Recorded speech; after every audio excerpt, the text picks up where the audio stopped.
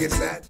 What's good, everybody? Actually, that came up a lot faster than I expected. I am not quite ready yet. 1 second. Hope everybody is doing well today and you had a great day in the markets.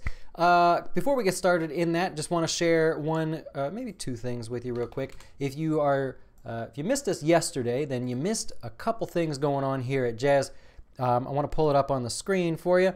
If you go to our website, jazzwealth.com, let me shrink it for you. If you go here to services and click on events, also in the client center, you could see our events as well. We got a whole list of things coming up here at Jazz. This Thursday, we're going to be announcing to our clients 2 new portfolios. We're going to be adding a lot more portfolios as we go, but we're going to keep building them for you. That's going to be this Thursday. We're going to announce that to our clients first, give them first shot at that. Then on Friday, we're going to actually be posting our performance. I actually just got back a sort of almost approval on the way everything's laid out with all the numbers and the fine print and everything. Man, you wouldn't believe what the state regulators all over the country, the SEC and the just the regulators in general, you would not believe what you have to go through just to share how you do for your clients. Incredible. So we're going to have that up on Friday, no doubt. We're making great progress on that. That'll be 1 o'clock. Our live class, normally we do a video. We're going to do a live video. I'm going to go over everything there as well. Then we have a lot of classes for our clients as well as some live things you might want to check out. So go there, check it out. It's going to be great. We're going to keep adding to it. The biggest things, the most exciting things is the new portfolios coming out and the addition for everyone who's considering using Jazz Wealth or maybe needs help or just wants to compare your performance to how we're doing. I can finally put it out there. I've wanted to do this for years, and you know what's funny? If you put up enough money and get enough compliance people to sit and dig through all the regulations, you eventually find a way to make it happen. So it's going to be a while before I get paid back for that, but nonetheless, you're not here for that. You're here to hear about the stock market. Let's talk about it.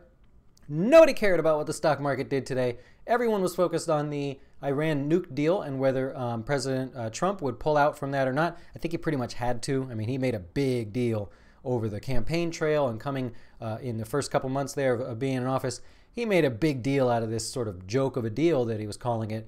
So he had no choice but to back out of it. I believe personally, yes, we've backed out of it. There will be a very quick and speedy renegotiation.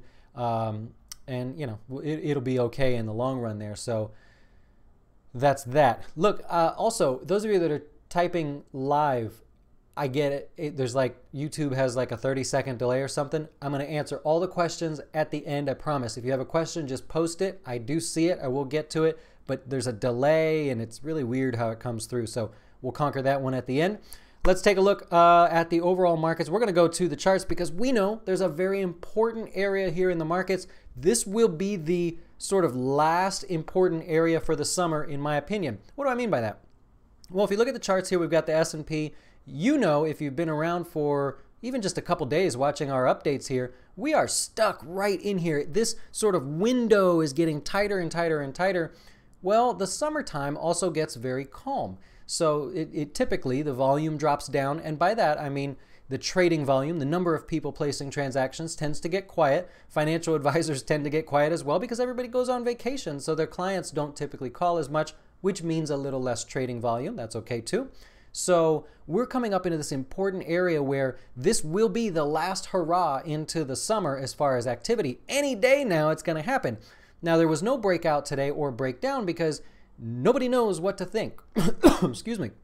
Nobody knows what to think about the Trump deal, right? Is that good? Is that bad for the markets? It doesn't matter in the long run. But right here in this short term, the question every trader's asking is, should I buy and try to get this breakout, or should I be nervous and see about this breakdown? Very, very cool how that's happening. The Dow is actually in a very similar spot here. Enough days have passed. We could actually slide this over a little bit. We can slide this guy over here as well, as a little bit as well. And so time is running out here also. I kind of feel like we're going to see it this week. Now today we don't see any move, like I said, because there really wasn't any company-specific news, right? There was nothing for anybody to grab onto and say, yes, something happened, some big decision has been made, or you know, there's a great reason to buy. And so because of that, you had the Dow higher on the day by only 2 points. That's the Dow you're looking at on the chart right now. The S&P was exactly flat, meaning it stopped and started it started the day and ended the day exactly where it started, right? So you could tell that on the candlestick there. We're going to do a whole class on candlesticks so you guys better understand these charts when we talk about them. But actually, let me write that down. I don't know if I wrote that down. Candlesticks class. Okay, look on the events tab for that because we're going to do that one as well. And by we, I mean me. I will do it. So the real exciting part of today, if you're a trader, if you're an active trader out there, whether it's stocks, futures, or whatever, you better have been focused on oil, energy, and energy companies because all the excitement was there today. So crude oil is what you see on the screen right now. We just reviewed this one yesterday actually as to this new trend. Crude oil sold off about 3.5% today. What happened was Bloomberg came out and they reported that Trump would not pull out of the deal. And I guess they got their information from somewhere that was wrong or somebody leaked the wrong information because that wasn't true. As it became clear that they were not going to pull out of the deal and the deal was over, right? They were going to back out. All of a sudden, crude oil just shot higher. I mean, it was a great move to watch if you trade futures or anything in the energy space. It almost made it back to even for the day, missed it by about $1. So oil in general, not a bad little pullback today. I do want to point out, if you look at the different ETFs, you know, XLE, it's not one that we use here, but this is one where this is focused on energy, right in the energy stocks, energy company sector. So this is a good basket for that. And it was up about 1% today. There's also the exploration. Did I get it? There it is right there. The exploration stocks, the XOP. We don't really use that one here either. But this is a great look at the explorers, the people that go out and drill for the oil and stuff. Also a very big snapback. You see it sold off this morning and then came flying back up to highs, closing up on the day by 2%. So not a bad one there. Let's go over some stock-specific news if you're following along. What's that noise? Is that the computer? Snapchat. Snapchat got a new CFO. They hired a new CFO. The important part of the news today from that was that they hired the guy from Amazon, and this was the guy that sort of orchestrated the whole integration of Whole Foods physical with Amazon digital. So think about that for a second, huh? He put that whole thing together, and so Snapchat feels pretty good that they got the right guy for the job. The problem, the stock is down 50% in the last year. They suck, right? They don't make any money. It's a tough company to invest in if you're an investor, so be very, very careful.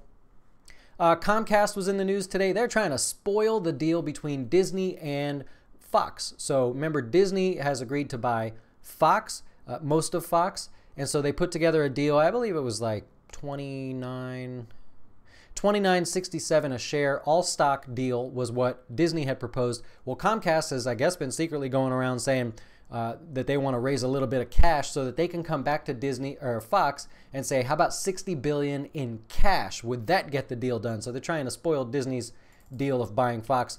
It's all in the works. I'm sure we'll be hearing more about it. I don't really have anything else to say about that. And Citigroup, if you looked at Citigroup today, that helped the financial sector. That was up 3.65% thanks to, and somebody's been buying a lot more shares of that one. It's actually a fund that had been buying more into that. And they're maybe taking more of an activist stake. I don't know. We'll see. I didn't look that detailed into it. But it's kind of nice to see because Citigroup has been an underperformer. So if you take the financial sector as a whole and you look at most of the stocks, they're all doing pretty good. Citigroup's been an underperformer, so this could just be the kick in the butt that the financial sector needs in order to get the S&P to break out. So we'll go over more of that another day or as it happens because that one's kind of boring unless you're really into this stuff. Lastly, economic news. Small business earnings rose to the highest levels in 45 years. So last month, small business apparently had the highest earnings they've ever had in 45 years. This according to the National Federation of Independent Businesses. This is a very Republican survey that goes out. So if you, I don't mean to play politics here, but if they're going to say something is really, really good, you want to know if they have a history of being biased, left or right. This one is very biased, so take it with a grain of salt. But people did notice, it did make the media headlines and did make financial headlines. They said that this is the 17th consecutive month of historically high readings. Take it for what you want. Just another bullish article out there that came out.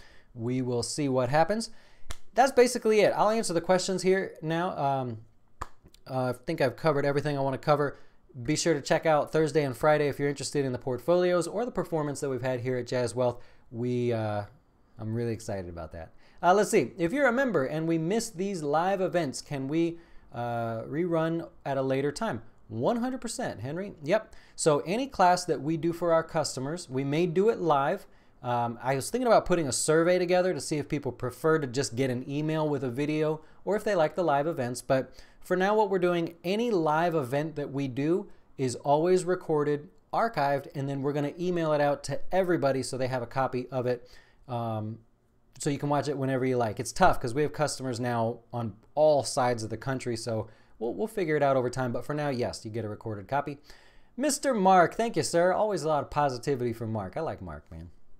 I would think you can watch these classes at any time. Yeah, they are taped. Taped is kind of like a 1990s at the latest kind of a word, Mark. You might want to choose another word.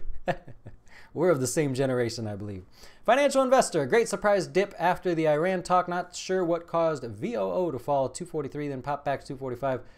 But I use that all the time to pick up on a little spike. You use the VOO, do you? Yeah, I mean, it's just as active as the futures. I mean, if you looked at the S&P futures, did I pull it up? There we go. If you look at the S&P futures, they did have that little bit of a spike there to the downside. I'm more of a futures guy, so I don't follow the ETF as much. I'm not sure if maybe they did something different there or that was just playing along right with the S&P. You were hoping for more, yeah, I'll agree with your second one there. I was hoping for more volatility today as well. I thought in the beginning of the day, we really had it. It seemed like the volatility was going to be there, and then it was just like, snooze, what's Trump going to say? You know, there was just nothing else to focus on. Had there been any more excitement from any company, I saw Verizon fell almost 2%. I didn't catch what the deal was there. Oh, Monster Energy's down 5% after hours. Wendy's is down 3.5% after earnings. Both of those were earnings. So we'll see. Hey, man, how's it going? It goes on a floppy disk. There it is. All right, guys, you have apparently had enough fun today. I'm going to wrap it up here. I appreciate all the comments and the questions you have. Tomorrow's video, I'll be honest, you know, the video that I post at 1 o'clock tomorrow, I was feeling a little goofy today. And it was one of those topics that I get a lot of questions about. And I wanted to cover it, but I'm like, it's such a boring topic. How do we make it interesting? I'm sorry. A little out of character for me tomorrow on that video. Comes out at 1 o'clock Eastern. Don't make fun of me. But there's a little prize involved in that video, I'll tell you as well. So enjoy. Let me know what you think. Thanks a lot, guys. We'll talk to you tomorrow.